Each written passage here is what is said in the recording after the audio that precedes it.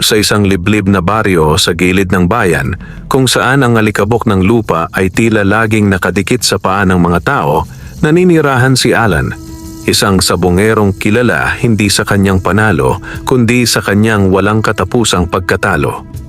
Araw-araw, maaga siyang gumigising, bitbit ang kanyang payat at tila laging gutom na panabong na manok. Habang ang ibang sabongero ay may matatabang alaga na pinapakain ng mamahaling bitamina at espesyal na pagkain, si Alan ay kontento na sa kung anong matira mula sa kanilang hapag. Kanin na malamig, tira-tirang mais, at kung minsan ay halos wala. Ang kanyang kubo ay gawa lamang sa pinagtagpi-tagping kawayan at yero. Kapag umuulan, pumapasok ang tubig sa bubong at kinakailangang maglatag sila ng mga batya upang saluhin ang patak. Kasama niya roon ang kanyang asawa at 2 anak na kapwa payat at halatang salat sa buhay. Sa kabila ng kahirapan, hindi nawawala ang pag-asa ni Alan. Para sa kanya, ang sabong ang tanging paraan upang makaahon sa hirap. Naniniwala siyang balang araw, darating din ang panalo na magbabago sa kanyang kapalaran. Ngunit sa tuwing siya ay pumapasok sa sabungan, tila ba sinusubok ang kanyang pananampalataya. Pusta! Pusta! Sigaw ng mga tao habang umiikot ang pera sa paligid. Si Alan ay tahimik lamang na nakatayo sa gilid. Pinagmamasdan ang kanyang manok na tila ba kabado rin. Kapag siya na ang lalaban, palaging iisa ang kinahihinatnan, matinding pagkatalo. Minsan, bago pa man tumagal ang laban, sugatan na agad ang kanyang manok. Ang iba ay halos hindi man lang nakakatama. At sa bawat pagkatalo, kasabay nito ang unti-unting pagkawala ng kanyang ipon na sa totoo lang ay halos wala na rin. Wala ka talagang swerte, Alan, sabi ng isa sa mga kapwa sa bungero, sabay iling. Maghanap ka na lang ng ibang pagkakakitaan. Ngunit ngumiti lamang si Alan kahit halata ang lungkot sa kanyang mga mata. Darating din ang araw ko, mahinahon niyang tugon. Pag-uwi niya sa kanilang kubo, sasalubungin siya ng katahimikan. Madalas ay wala siyang dalang pera at kung meron man, hindi ito sapat para sa kanilang pang-araw-araw na pangangailangan. Nanalo ka ba? Tanong ng kanyang asawa kahit alam na ang sagot. Hindi na naman. Sagot niya habang ibinababa ang hawak na kulungan. Walang galit sa tinig ng kanyang asawa, ngunit may bigat ng pag-aalala. Hanggang kailan tayo magtitiis ng ganito, Alan? Tanong nito. Hindi agad nakasagot si Alan. Naupo lamang siya sa isang sulok, nakatitig sa lupa. Sa kanyang isip, paulit-ulit ang parehong tanong. Hanggang kailan nga ba? Ngunit kahit paulit-ulit siyang natatalo, hindi niya magawang talikuran ang sabong. Para sa kanya, ito na lamang ang natitirang pag-asa.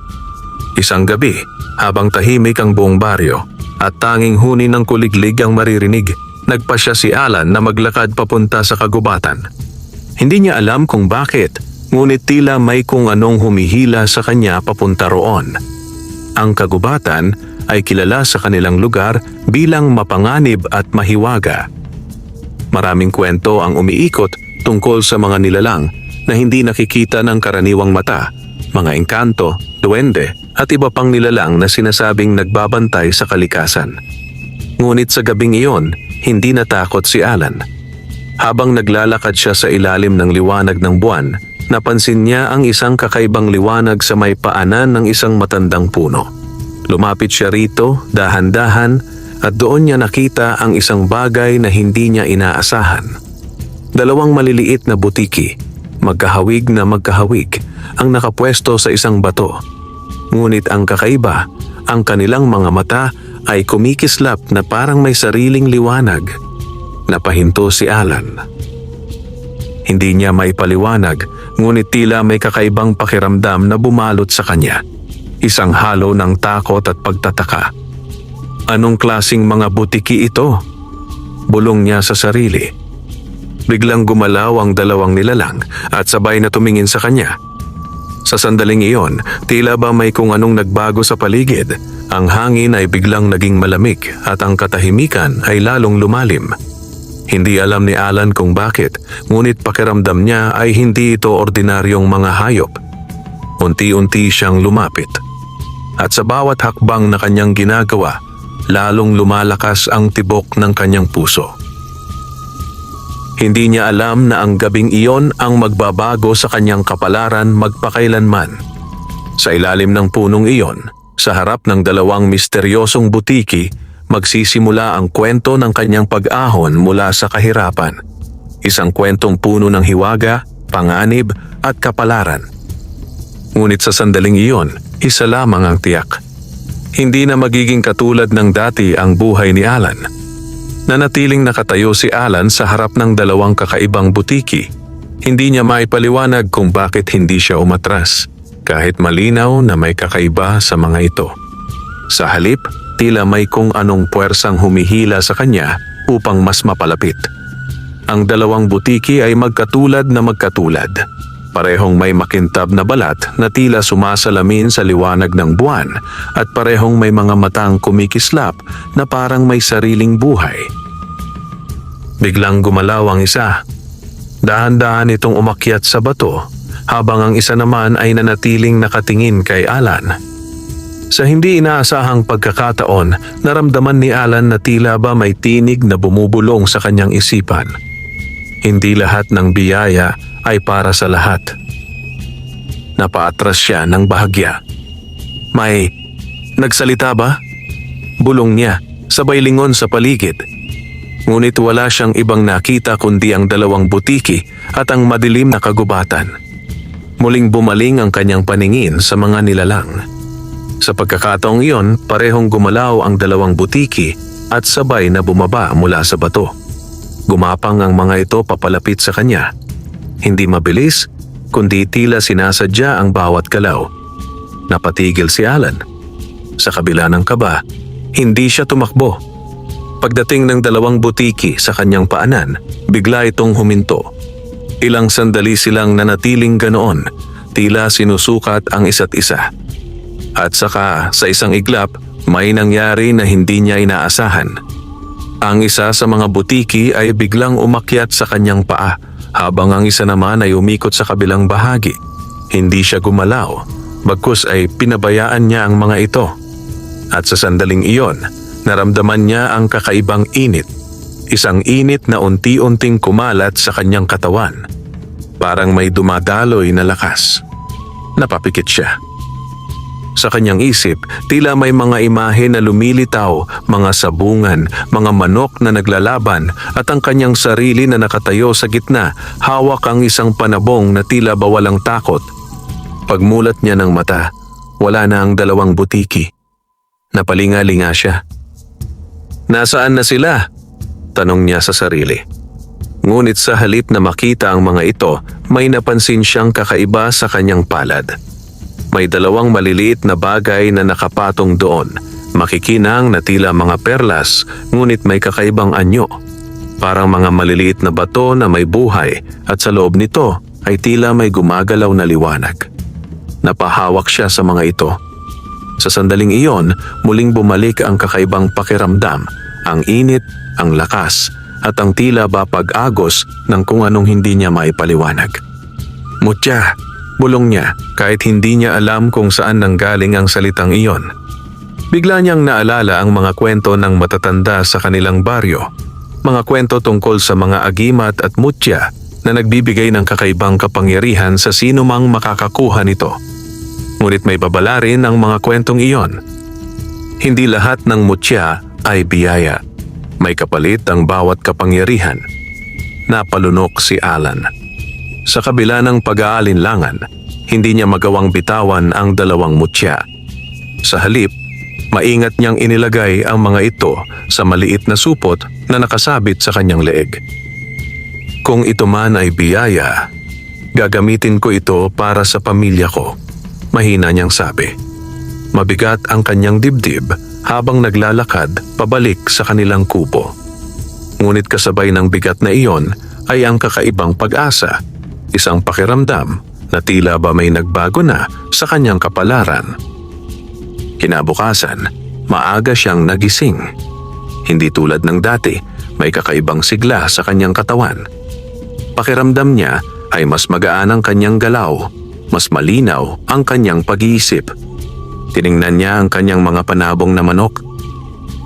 Sa unang pagkakataon, tila ba may naiintindihan siya sa kanilang galaw. Parang nakikita niya ang kanilang lakas, ang kanilang kahinaan, at kung paano sila lalaban. Napangiti siya.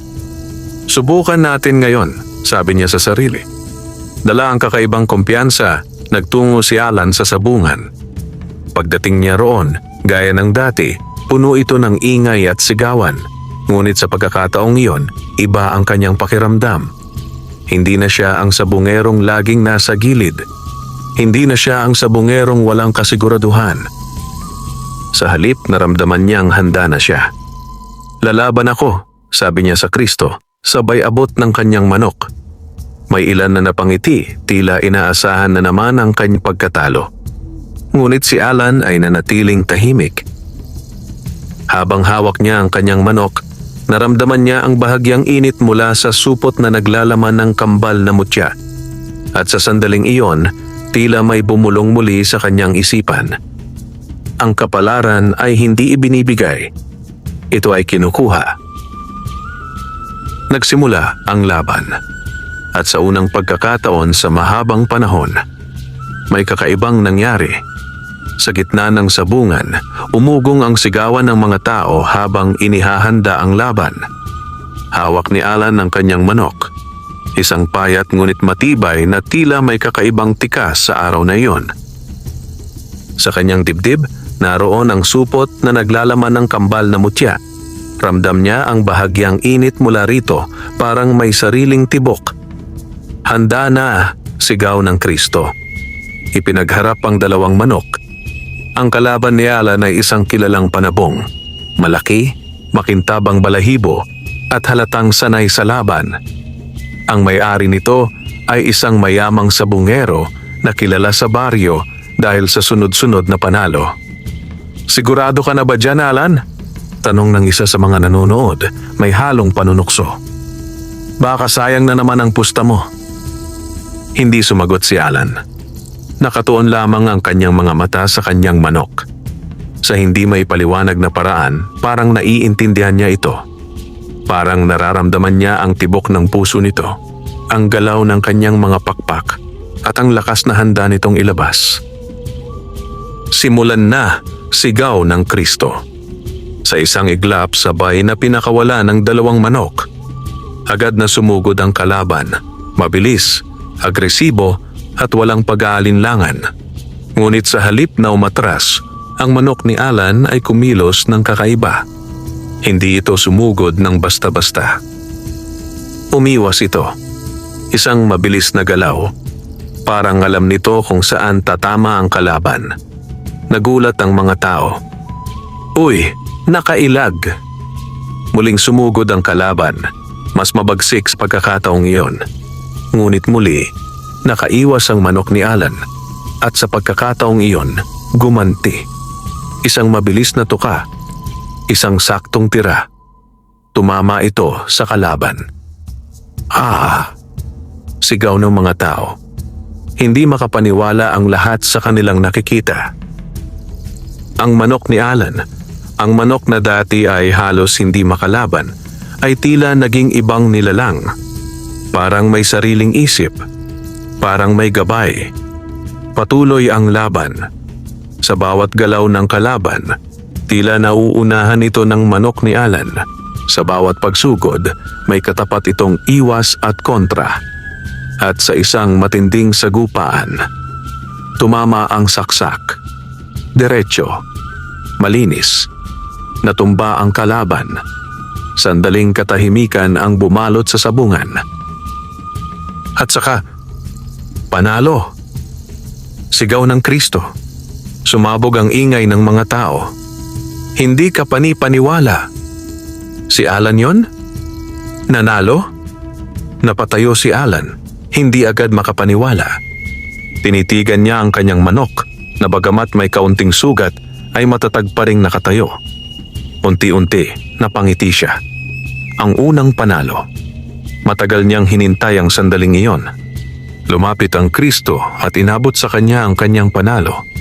Hindi kalakihan ang halaga, ngunit para kay Alan, napakalaki na nito.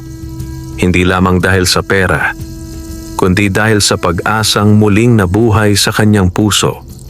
Ngunit hindi pa doon nagtatapos ang araw. Lalaban ka ulit? Tanong ng isang sabongero, tila interesado na sa kanya. Sandaling nag-isip si Alan. Ramdam niya ang init ng kambal na mutya sa kanyang dibdib. Mas malinaw, mas buhay. Lalaban ulit ako, sagot niya. Muling inihanda ang laban. Sa pagkakataong ito, mas mahirap ang kalaban, mas mabilis, mas sanay. Ngunit si Alan ay hindi na katulad ng dati. Habang hawak niya ang kanyang manok, naramdaman niya ang kakaibang koneksyon. Parang nagiging isa sila. Nagsimula ang laban. Mas mabilis, mas mabagsik.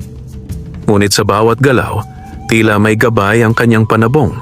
Parang may bumubulong sa kanya kung kailan ito susugod, kung kailan ito iiwas. At muli, panalo.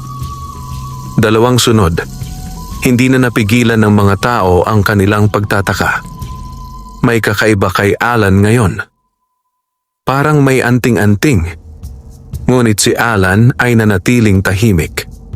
Sa kanyang loob, alam niya, hindi ito ordinaryo. Hindi ito basta swerte. Ito ay ang kapangyarihan ng kambal na mutya. Pagkatapos ng laban, umuwi siya dala ang kanyang panalo. Mas malaki kaysa sa dati. Pagdating sa kanilang kubo, sinalubong siya ng kanyang asawa. Nanalo ka? Tanong nito, tila may pag-asa ngunit nag-aalinlangan. Ngumiti si Alan.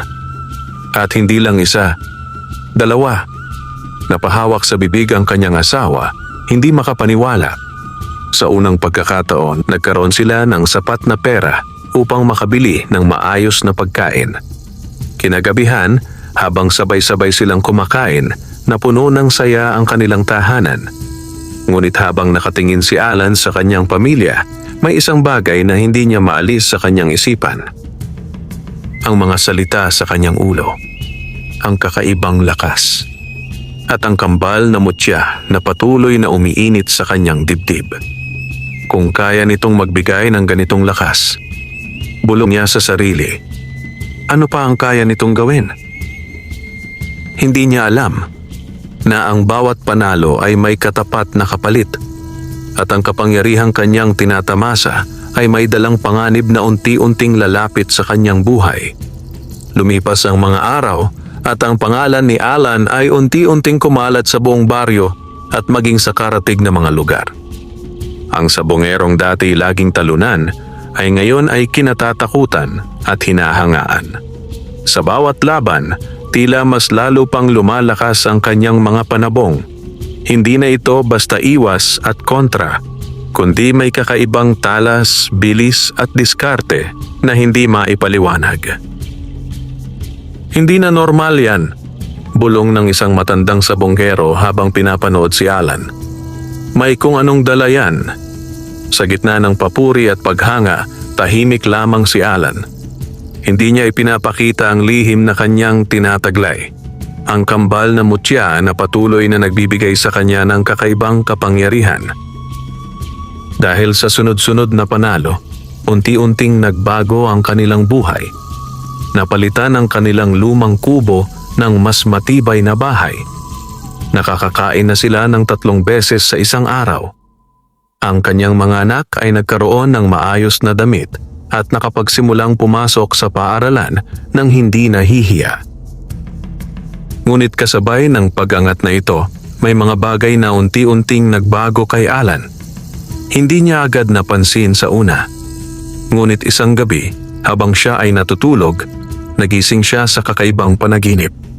Nasa gitna siya ng sabungan, ngunit walang tao. Madilim ang paligid at ang lupa ay tila basa.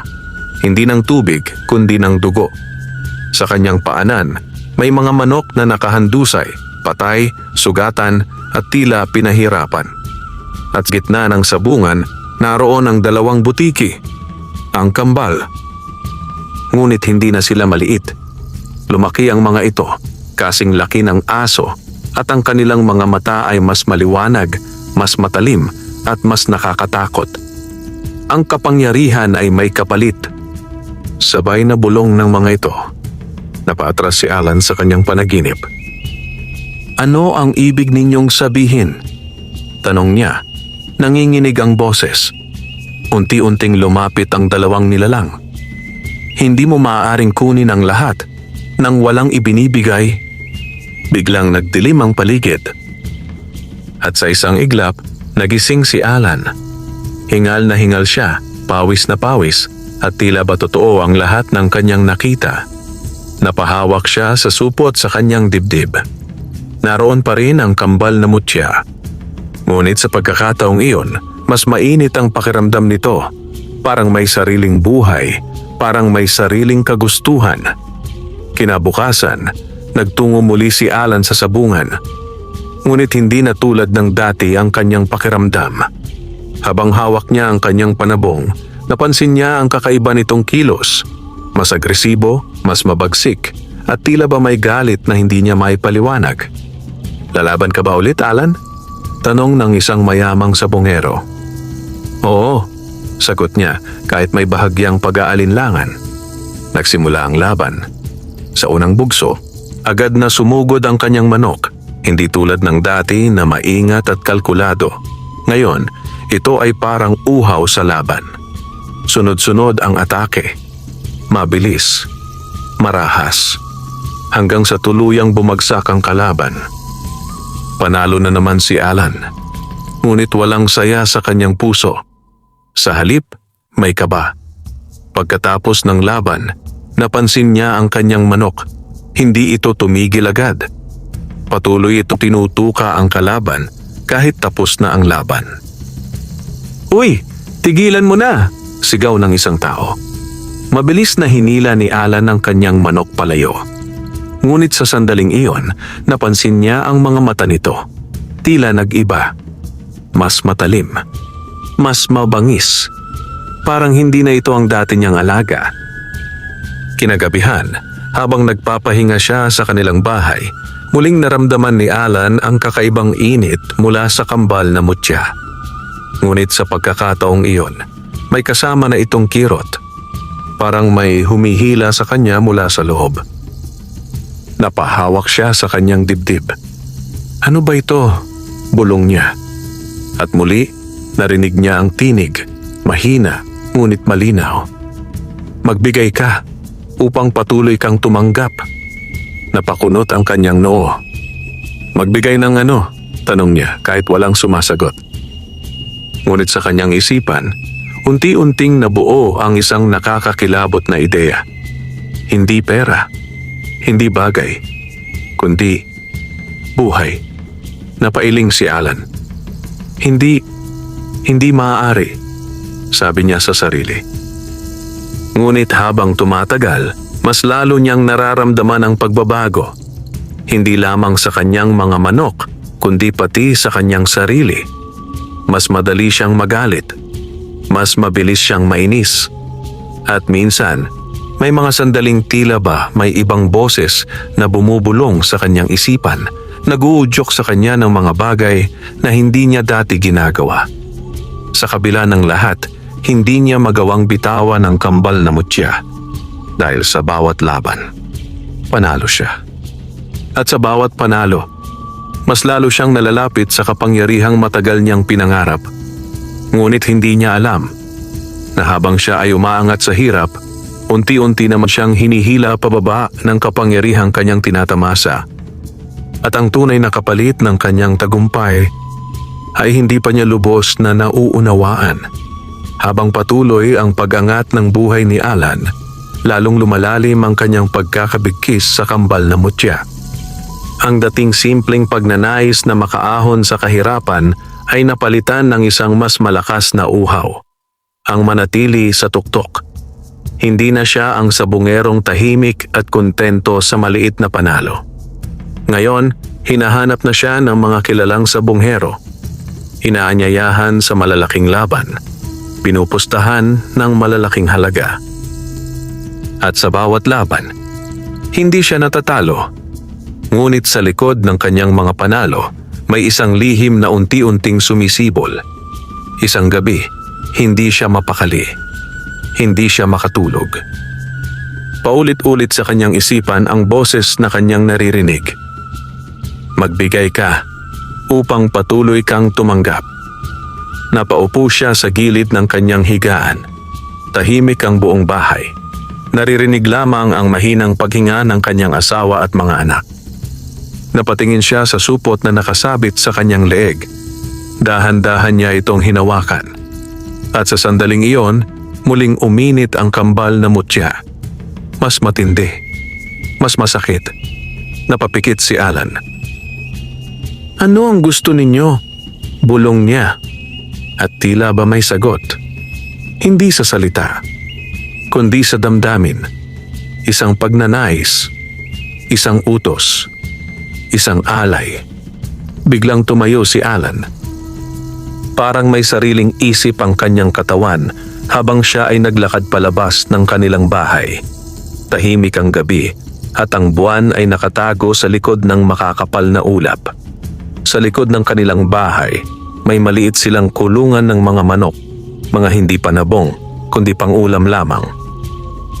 Lumapit siya roon. Ang mga manok ay tahimik, walang kamalay-malay. Ngunit si Alan ay hindi mapakali. Sa kanyang dibdib, ang kambal na mutya ay tila ba kumikibot. Parang may hinihingi. Dahan-dahan niyang binuksan ang kulungan. Kinuha niya ang isang manok. Mahigpit ang kanyang hawak dito. Ako ba? Tanong niya sa sarili, nanginginig ang kanyang boses. Ngunit ang init sa kanyang dibdib ay lalo pang lumakas. At sa isang sandali ng kahinaan, isinuko niya ang sarili. Dinala niya ang manok sa ilalim ng isang puno sa likod ng kanilang bahay. Doon, sa dilim, walang nakakita. Walang nakarinig. At doon niya ginawa ang unang bagay na hindi niya kailanman inakala na kanyang gagawin. Isang alay. Tahimik ang gabi. Ngunit sa sandaling iyon, tila ba may nagbago sa hangin. Mas lumamig. Mas bumigat. At nang matapos ang lahat, napaupo si Alan sa lupa, hinihingal at nanginginig. Ano ang ginawa ko? Bulong niya. Ngunit bago pa man siya tuluyang lamunin ng pagsisisi, may nangyari. Mula sa supot sa kanyang dibdib, naramdaman niya ang kakaibang gaan. Hindi na ito masakit. Hindi na ito mabigat. Sa halip, ito ay tila nagpapasalamat. At sa kanyang isipan, muling narinig ang boses. Tinanggap ang iyong alay. Napapikit si Alan. Hindi niya alam kung matatakot siya o matutuwa. Ngunit sa kanyang puso, alam niyang may nagbago. Kinabukasan, nagtungo siya sa sabungan. Mas malaki ang laban. Mas malaki ang pusta. Mas malalakas ang kalaban. Ngunit si Alan ay mas handa. Sa pagsisimula ng laban, agad niyang naramdaman ang kakaibang lakas. Hindi lamang ang kanyang manok ang tila nagbago, pati ang kanyang sarili. Mas malinaw ang kanyang isip. Mas mabilis ang kanyang desisyon. At ang kanyang panabong, tila ba isang mabagsik na mandirigma. Walang pag-aalinlangan, walang awa. Sa loob lamang ng ilang sandali. Tapos ang laban, panalo. Mas malaki kaysa sa lahat ng kanyang mga naunang panalo. Nag-ingay ang buong sabungan. Grabe na si Alan. Parang hindi na tao ang swerte niya. Ngunit si Alan ay tahimik lamang. Habang tinatanggap niya ang kanyang panalo, hindi niya maiwasang maalala ang ginawa niya kagabi.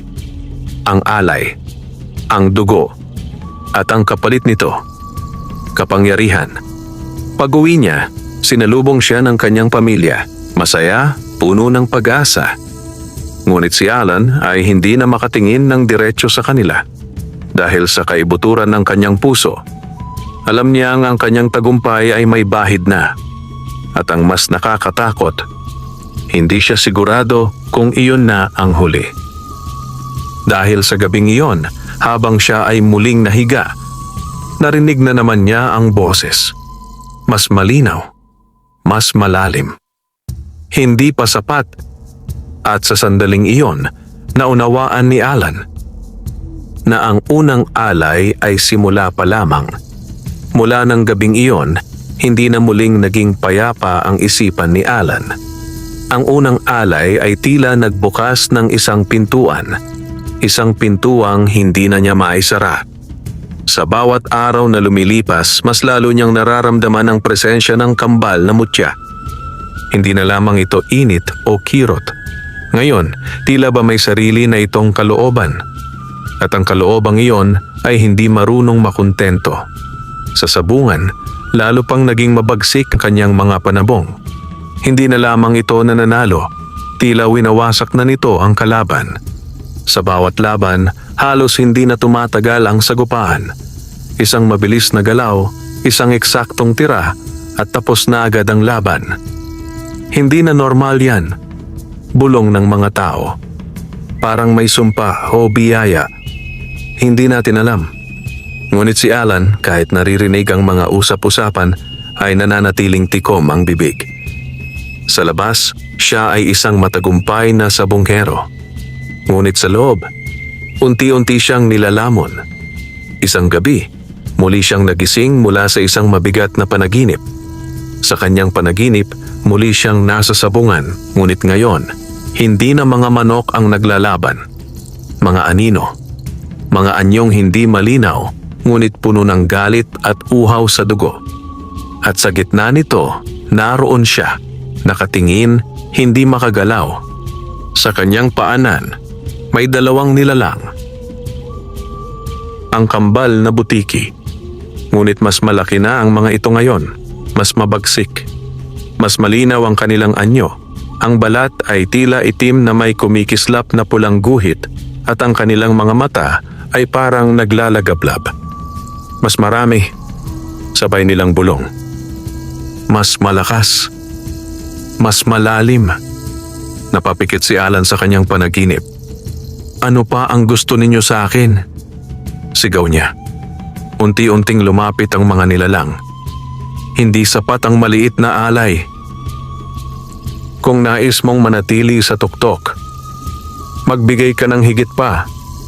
Biglang nagdilim ang paligid at nagising si Alan. Hingal na hingal, napaupo siya sa higaan. Napahawak siya sa kanyang dibdib. Ramdam na ramdam niya ang tibok ng kambal na mutya.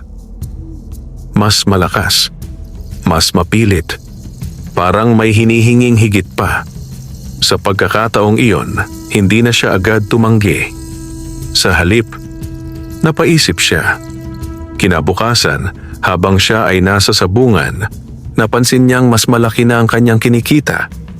May mga taong lumalapit sa kanya, nais makipagpusta, nais sumama sa kanyang laban. Sumali ka sa derby sa bayan, alok ng isang mayamang sabongero. Malaki ang pusta. Kung mananalo ka, hindi ka nababalik sa kahirapan. Sandaling natahimik si Alan. Ang derby, mas malaking laban, mas malaking kapalit, mas malaking panalo. Ngunit sa kanyang dibdib, tila may kumikibot na babala. Ngunit mas malakas ang tukso. Sasali ako, sagot niya. Sa mga sumunod na araw, lalo siyang naging abala. Mas pinaganda niya ang kanyang mga panabong. Mas pinaghandaan ang laban. Ngunit kasabay nito, lalong lumalakas ang bulong sa kanyang isipan. Magbigay ka. Magbigay ka. Isang gabi, muling lumabas si Alan. Ngunit sa pagkakataong iyon, hindi na siya nag-alinlangan. Hindi na siya nanginginig. Hindi na siya nagtatanong. Diretso siyang naglakad papunta sa likod ng kanilang bahay, sa kulungan. At muli, kumuha siya ng isang buhay. Mas mabilis, mas malamig, mas walang emosyon. Pagkatapos, umupo siya sa ilalim ng puno. Tahimik, parang wala nang pakiramdam. Ngunit nang matapos, muling naramdaman niya ang kakaibang lakas. Mas matindi kaysa dati, mas malinaw. mas mapang-akit. Sa kanyang isipan, muling narinig ang boses. Mas lumalakas ka. Unti-unting napangiti si Alan. Sa unang pagkakataon, hindi na siya natakot. Sa halip, tinanggap niya ang anino. At sa sandaling iyon, may isang bagay na tuluyang nagbago sa kanya. Ang sabungerong dati may pag-asa ay unti-unting napalitan ng isang lalaking handang gawin ang lahat para sa kapangyarihan. Ngunit hindi niya alam na habang siya ay lumalalim sa dilim, may mga matang nagmamasid sa kanya. At ang mga matang iyon ay hindi basta-basta. Sa mga sumunod na linggo, lalo pang lumalim ang pagbabago kay Alan. Hindi na ito ang simpleng sabunggerong nangarap lamang makaahon sa hirap.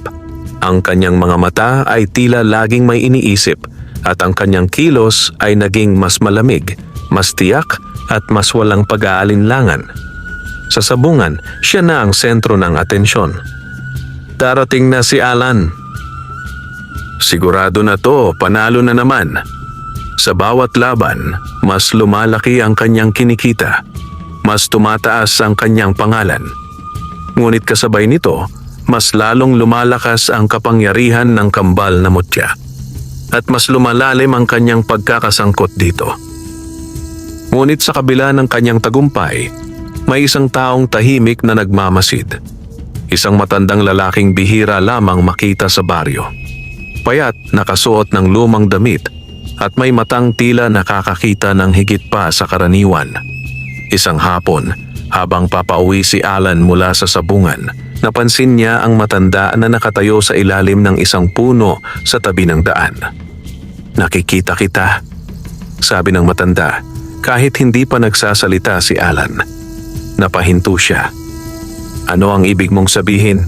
Tanong niya, may halong inis. Hindi agad sumagot ang matanda. Sa halip, dahan-dahan itong lumapit. Ang mga mata nito ay diretso sa kanya, tila sinusuri ang kanyang kaluluwa. May dala kang hindi mo nauunawaan, sabi nito. At ang bagay na iyon ay hindi nagbibigay ng walang kapalit. Napakunot ang noo ni Alan. Wala kang pakialam, malamig niyang sagot. Ngunit hindi natinag ang matanda. Ang kambal na mutya, bulong nito. Sa sandaling iyon, nanlamig si Alan. Paano niya nalaman? Hindi niya kailanman sinabi ito kahit kanino. Paano mo? Hindi ka ang unang nakatagpo niyan, putol ng matanda. At hindi ka rin ang unang sinubukang gamitin niyan. Tahimik si Alan. Sa kanyang dibdib naramdaman niya ang bahagyang init. Parang may reaksyon ang kambal na mutya sa presensya ng matanda. Pakinggan mo ako, sabi ng matanda. Habang maaga pa, itigil mo na. Napailing si Alan. Itigil? Ngayong umaangat na ako? Sagot niya. Ngayon na kaya ko nang bigyan ng magandang buhay ang pamilya ko? Hindi iyan pag-angat. Mariing tugon ng matanda. Iyan ay pagkalugmok. Hindi mo lang nararamdaman. Lumapit pa ito ng kaunti. Ang mutyang dala mo ay hindi simpleng agimat. Iyan ay buhay. At kumakain ito ng buhay kapalit ng lakas na ibinibigay nito. Napahigpit ang kamao ni Alan. Alam ko ang ginagawa ko, sabi niya, bagamat may bahagyang pag-aalinlangan sa kanyang tinig. Hindi, sagot ng matanda. Hindi mo alam kung saan ito hahantong. Sandaling natahimik ang paligid. Ang hangin ay tila huminto.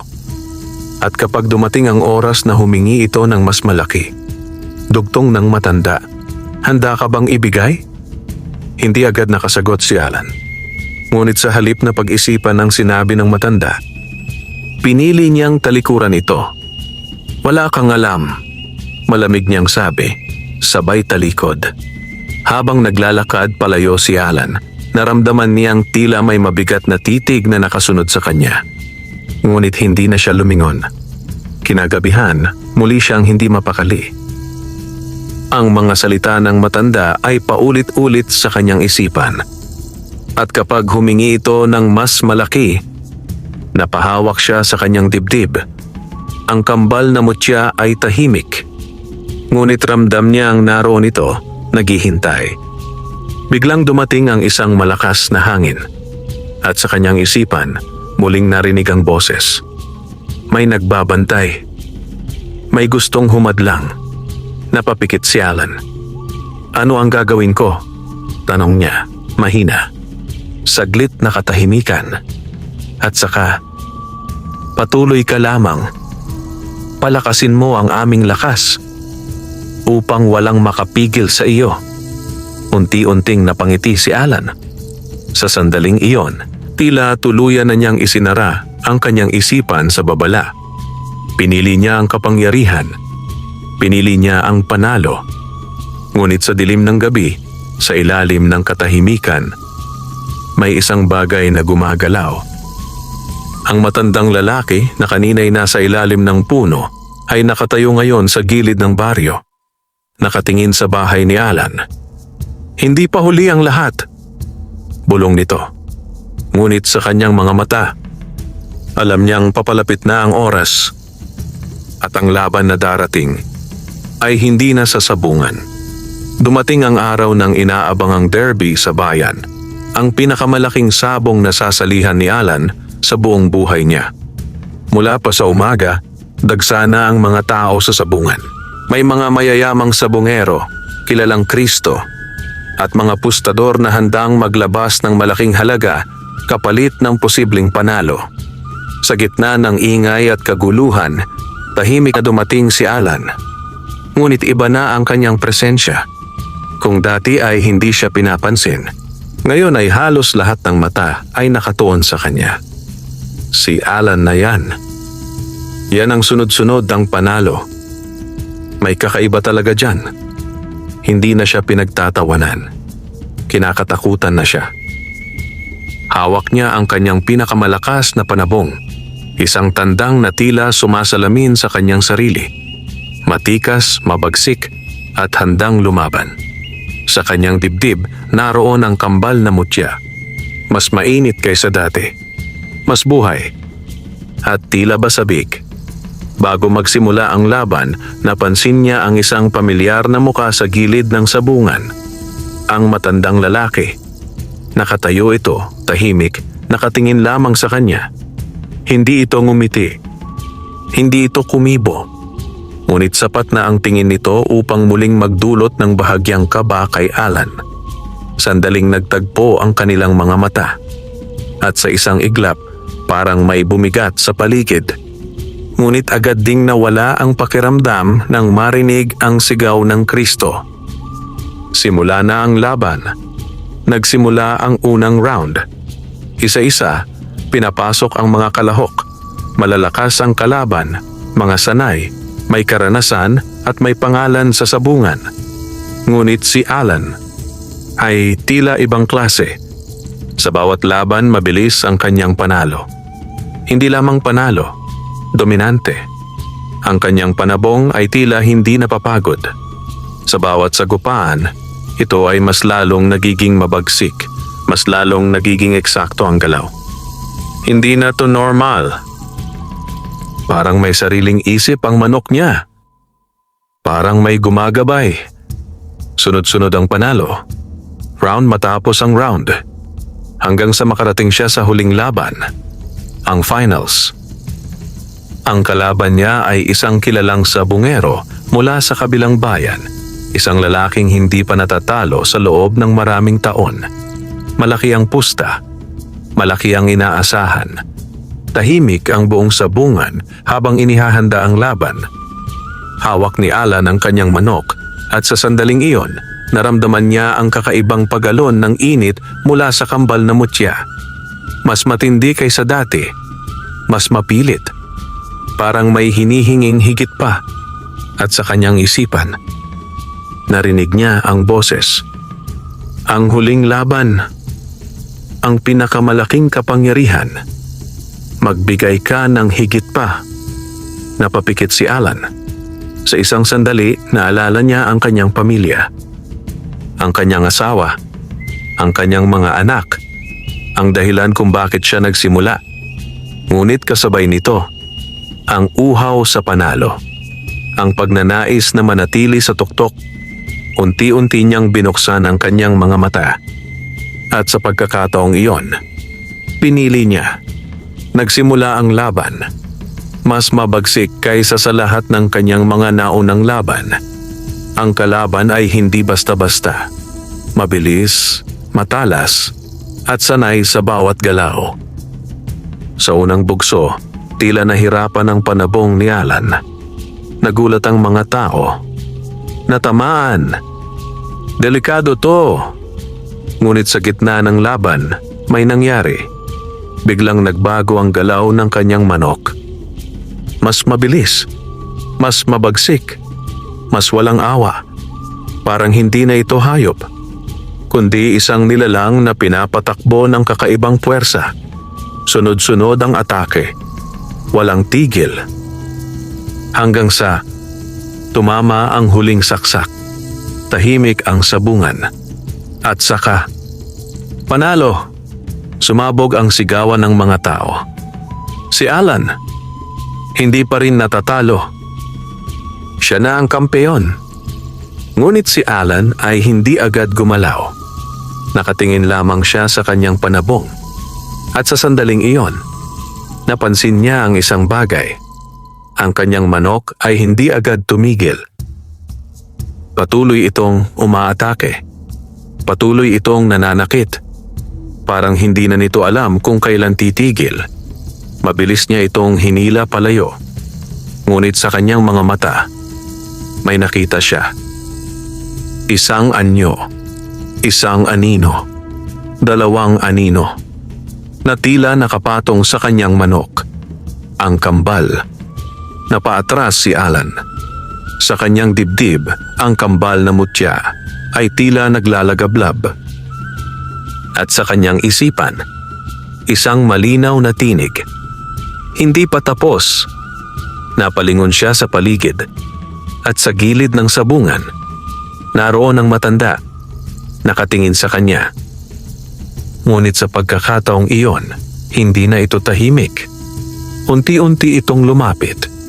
At sa kanyang mga mata, may babala.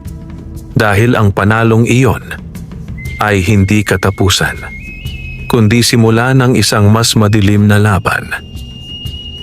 Matapos ang engranding panalo sa derby, umuwi si Alan na bitbit ang napakalaking halaga ng pera, sapat upang tuluyang baguhin ang kanyang buhay.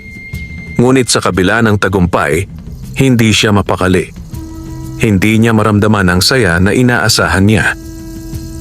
Sa halip, may bigat sa kanyang dibdib. Isang hindi maipaliwanag na kaba.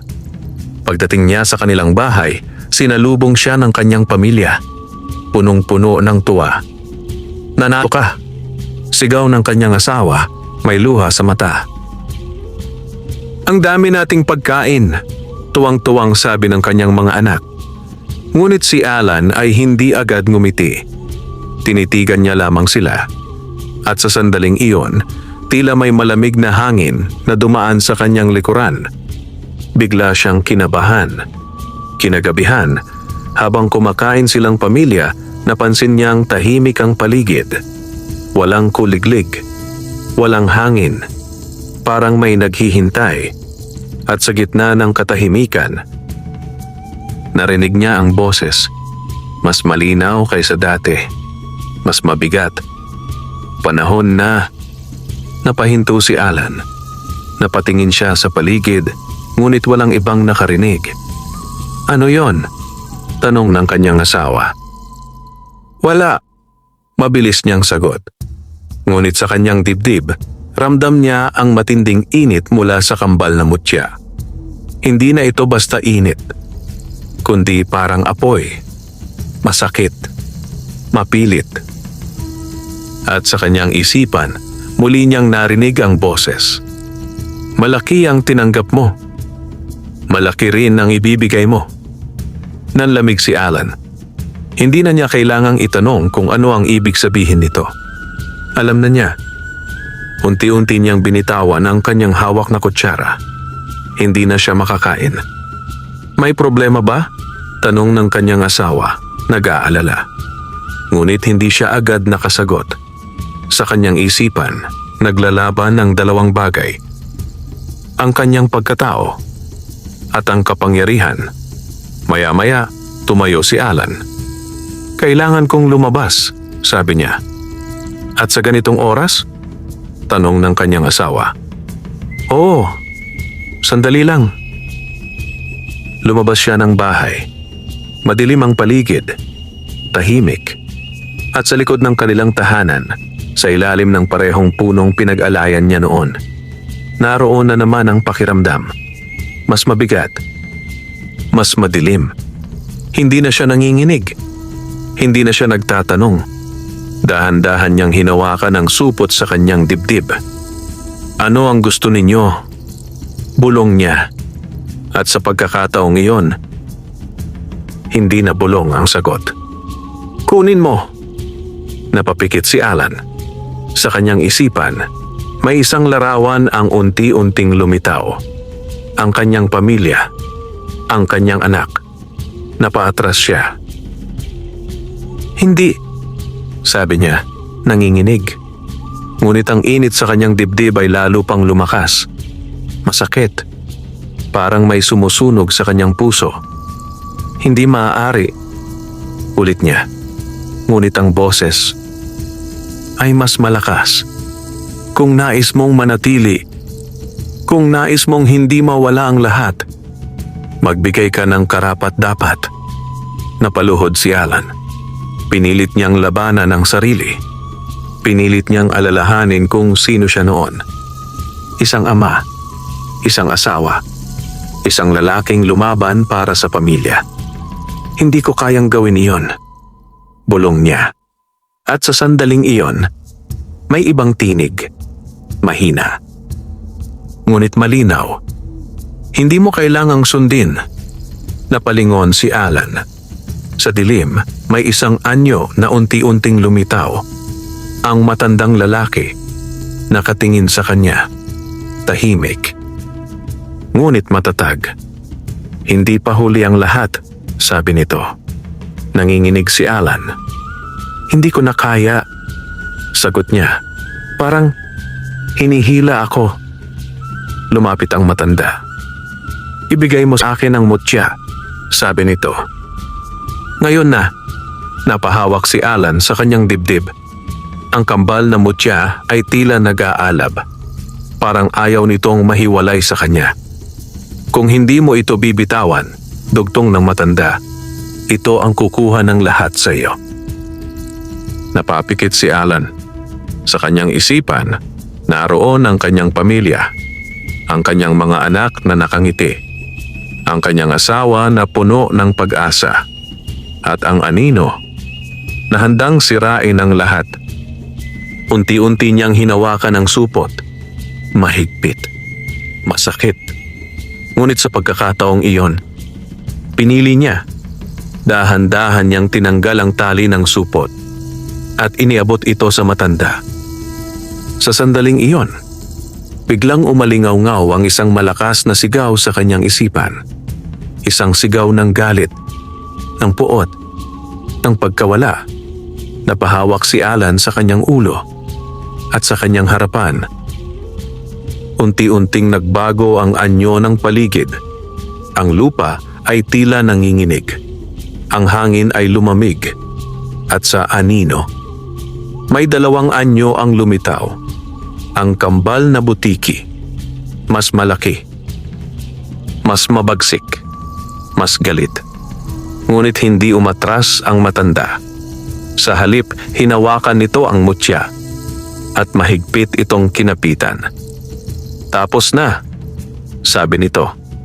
Ngunit sa kanyang tinig, "Alam mong hindi pa, dahil ang mga nilalang na iyon ay hindi basta-basta mawawala ng walang laban." Sa ilalim ng madilim na kalangitan, sa likod ng bahay ni Alan, naganap ang isang laban na hindi nasasaksihan ng karaniwang mata. Ang hangin ay tila huminto. Ang paligid ay nabalot ng malamig at mabigat na presensya. Sa harapan ni Alan, malinaw na lumitaw ang tunay na anyo ng kambal na butiki. Hindi na maliliit na nilalang, kundi dalawang higanting anino na may nagliliyab na mga mata at mga galaw na parang gutom sa kapangyarihan. Sa gitna nila, nakatayo ang matandang lalaki, mahina sa panlabas na anyo, ngunit matatag sa kalooban. Mahigpit nitong hawak ang kambal na mutya. "Hindi na kayo muling makakapanakit," maring sabi ng matanda. Ngunit sumagot ang dalawang nilalang, hindi sa salita, kundi sa isang alingaw-ngaw na umalingaw-ngaw sa hangin. Isang sigaw ng galit. Isang sigaw ng paghihiganti. Biglang lumusob ang dalawang anino. Ngunit hindi umatras ang matanda. Sa halip, itinaas nito ang kanyang kamay. At sa sandaling iyon, may kakaibang liwanag na lumitaw mula sa kanyang palad. Hindi maliwanag na parang araw, kundi isang tahimik at matatag na ningning. Napapikit si Alan sa lakas ng enerhiyang kanyang naramdaman. Ang dalawang nilalang ay tila napaatras. Ngunit hindi sila tumigil. Muling sumugod. Mas mabilis. Mas mabagsik. "Hindi sila titigil," sigaw ni Alan, nanginginig. "Hindi nga," sagot ng matanda. "Kaya kailangan natin silang tapusin." Napatingin si Alan sa kanya. "Ano ang gagawin ko?" Sandaling tumahimik ang matanda, saka ito nagsalita. "Hindi ko kayang gawin ito mag-isa." Napakunot ang noo ni Alan. "Ako?" tanong niya. "Oo," sagot ng matanda. "Ikaw ang pinili nila. Ikaw ang may koneksyon sa kanila." Sa sandaling iyon, muling naramdaman ni Alan ang bigat sa kanyang dibdib, kahit wala na sa kanya ang mutya. Parang may bahagi sa kanya na nananatiling nakakabit sa mga nilalang. "Kung nais mong matapos ito," dugtong ng matanda, "kailangan mong harapin ang sarili mong anino." Unti-unting tumayo si Alan. Nanginginig. Ngunit buo ang loob. Sa kanyang isipan, dumaan ang lahat ng kanyang ginawa. Ang kanyang mga panalo. Ang kanyang mga alay. Ang kanyang pagkakamali. At ang kanyang pamilya. Hindi na siya umatras. Sa halip, humakbang siya palapit sa dalawang nilalang. "Ako ang may kasalanan," sabi niya. Malakas ang boses sa kabila ng takot. "Kaya ako rin ang magtatapos nito." Biglang nagliwanag ang paligid. Ang dalawang anino ay tila lalong naging mabagsik. Ngunit sa pagkakataong iyon, hindi na sila kinatatakutan ni Alan. Sa halip, hinarap niya ang mga ito. "Hindi ko na kayo kailangan," sigaw niya. Sa sandaling iyon, may kakaibang nangyari. Ang liwanag mula sa matanda ay lumawak at tila nakipag-ugnayan sa kalooban ni Alan. Ang dalawang puwersa, liwanag at pagsisisi, ay nagsanib. At sa gitna nito, ang kambal na mutya ay nagsimulang manginig. "Hindi!" sigaw ng mga nilalang. Ngunit huli na. Sa isang malakas na pagsabog ng enerhiya, nabiyak ang kambal na mutya. At sa sandaling iyon, ang dalawang anino ay unti-unting naglaho. Parang usok na tinangay ng hangin. Tahimik ang paligid. Unti-unting bumalik ang normal na hangin. Ang gabi ay naging payapa. Napaupo si Alan sa lupa, hinihingal. Tinitigan niya ang kanyang mga kamay. Wala nang init, wala nang kakaibang lakas. Wala na ang kambal na mutya. Lumapit ang matanda. "Tapos na," sabi nito. Napatingin si Alan sa kanya. "Tapos na nga ba?" tanong niya. Sandaling natahimik ang matanda. "At oo," sagot nito. Ngunit ang alaala mananatili. Lumipas ang mga araw. Unti-unting bumalik sa normal ang buhay ni Alan. Wala na ang kanyang sunod-sunod na panalo. Hindi na siya kilala bilang kampeon. Ngunit, hindi na rin siya alipin ng kapangyarihan. Bumalik siya sa simpleng pamumuhay. Nag-alaga ng manok. Hindi para sa sugal, kundi para sa kabuhayan. Mas madalas siyang kasama ng kanyang pamilya. Mas madalas siyang ngumiti. Isang hapon, habang pinagmamasdan niya ang kanyang mga anak na naglalaro sa harap ng kanilang bahay. Napangiti siya. Hindi na marangya ang kanyang buhay. Ngunit payapa. At sa pagkakataong iyon, naunawaan niya ang isang bagay na matagal niyang hinanap. Ang tunay na pag-ahon sa hirap ay hindi lamang nasusukat sa pera o panalo, kundi sa kakayahang piliin ang tama. Kahit mahirap. At sa tahimik na hangin ng hapon, habang unti-unting lumulubog ang araw, si Alan, ang dating sabongerong inalipin ng mutya, ay tuluyan ng nakalaya. Wakas,